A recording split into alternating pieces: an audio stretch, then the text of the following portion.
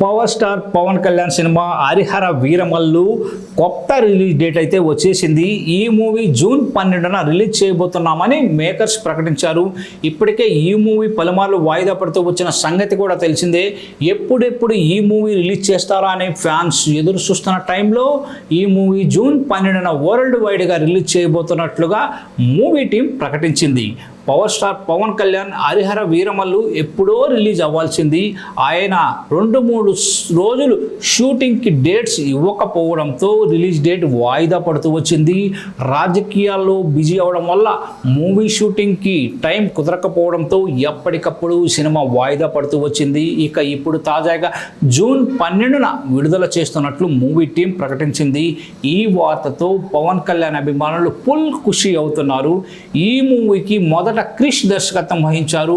Shooting ఆలస్యం కావడంతో ఆ బాధ్యతను జ్యోతి కృష్ణకు అప్పగించారు. ప్రస్తుతం ఈ చిత్రానికి జ్యోతి కృష్ణ దర్శకత్వం వ్యవహరిస్తున్నారు. ఈ సినిమాకి ఎంఎం కీరవాణి సంగీతాన్ని అందిస్తున్నారు. ఇప్పటికే విడుదలైన పాటలు, టీజర్ ప్రేక్షకుల్లో సినిమాపై మంచి అంచనాలను పెంచేశాయి.